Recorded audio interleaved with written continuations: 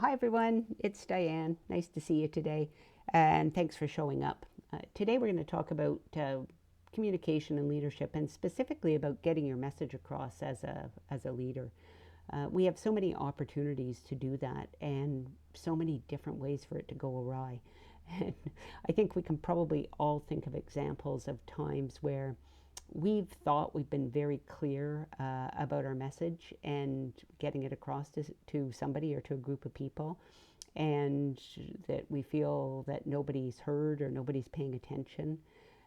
Sometimes we feel like we've been saying something for a very long time, and it's just not getting through, or no action is happening, or our message isn't getting across.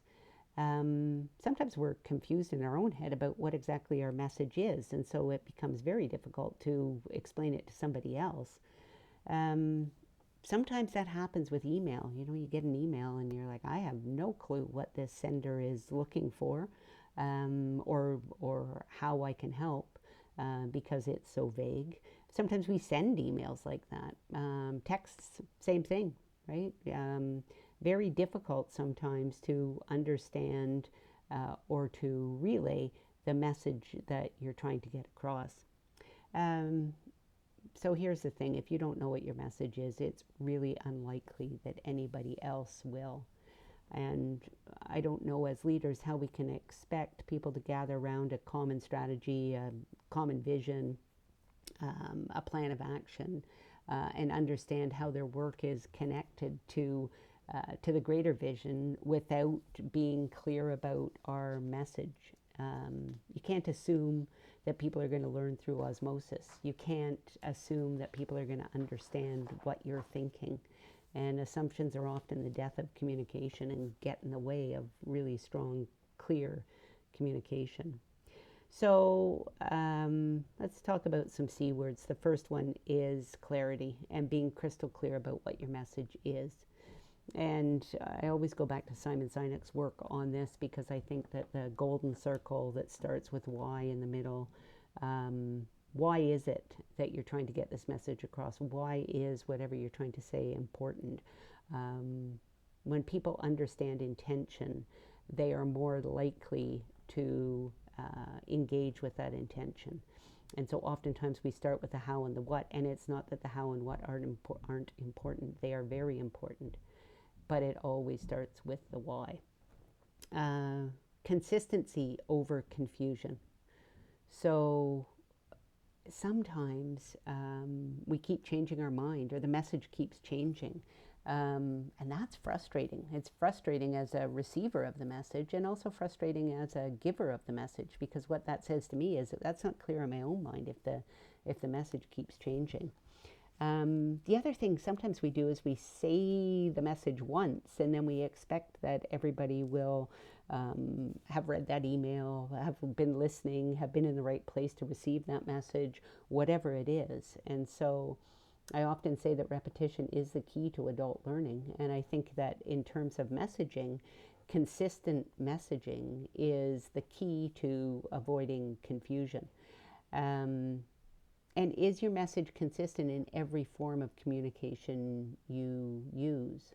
So if your message is, I have an open door policy, you can reach out to me anytime, and you never respond to email, an email from that person who you've just said that to, then your messaging may be a little bit inconsistent, and that's something to do some reflection on and see if that's the case.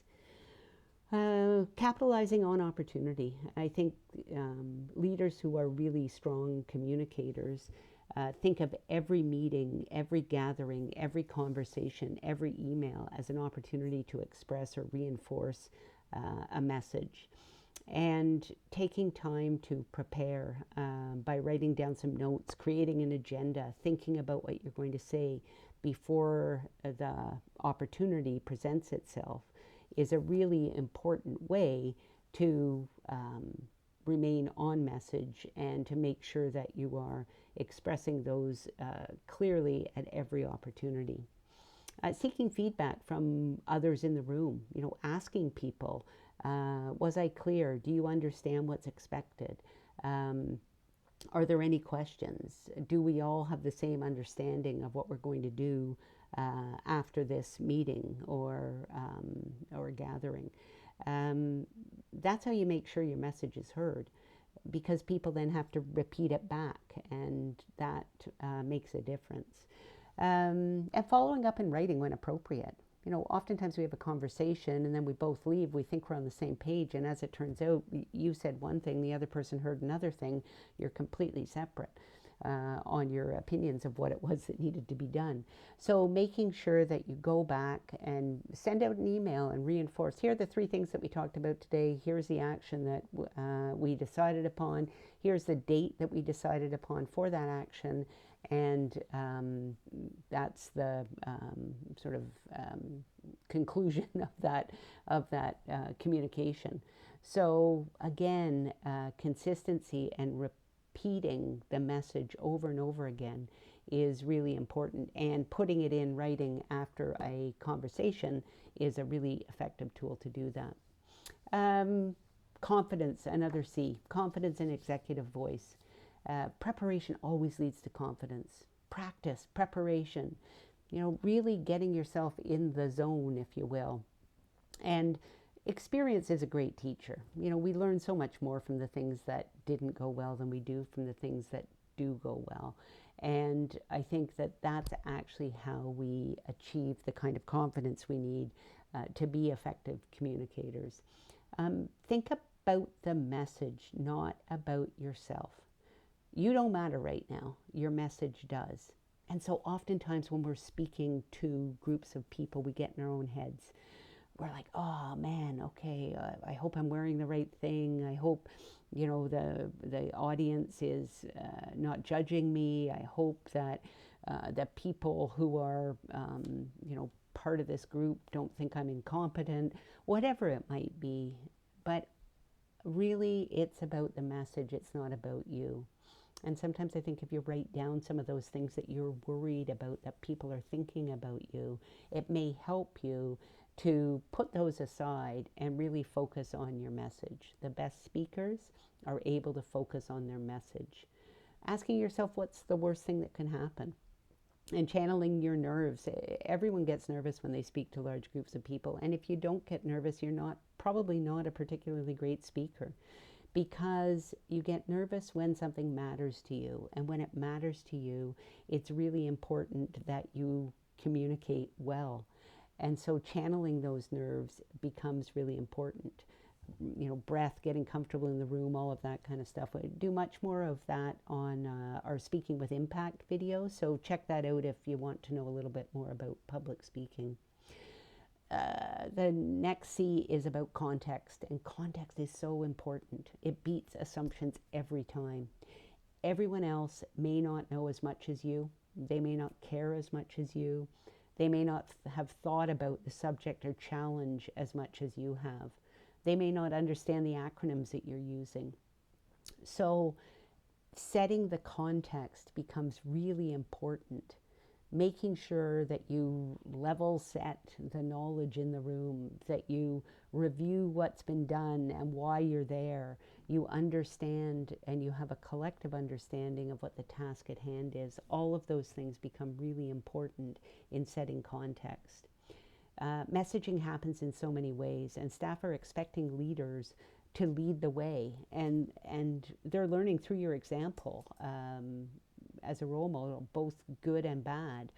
So walking the talk, you know, making sure that your actions are consistent with your words is a really smart thing to pay attention to. Because if you don't, it erodes trust. Excuse me. It erodes culture. And those are all things that we're trying to build in a healthy way, not erode, for sure. Communication should be accurate, it should be timely, and it should be open. And if you pay attention to those things, regardless of the medium that you're using, then that will serve you well. Just a few last things. Everyone can learn to write, because there are all sorts of different communications. And when we write an email, we need to know how to write. Slow down to speed up your writing. really sit on it, go back to it, get someone else to review it. Make sure that what you're writing in an email in particular, but in any other written form of communication, reinforces your message.